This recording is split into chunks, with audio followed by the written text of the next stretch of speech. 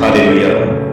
আমি ঘোষণা করছি যে স্বর্গদূতেরা আমার পরিবার এবং আমাকে ঘিরে রেখেছেন, আমাদের চারপাশে শিবির স্থাপন করেছেন এবং আমাদের সমস্ত পথে পাহারা দিচ্ছেন।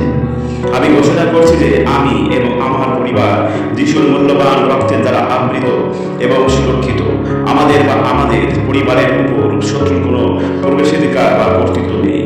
আমি ঘোষণা করছি যে আমার পরিবারে অতি প্রাকৃত শান্তি বিরাজ করছে। আমার হৃদয় বা মনে ভয়, উদ্বেগ ও আতঙ্কের কোনো স্থান নেই।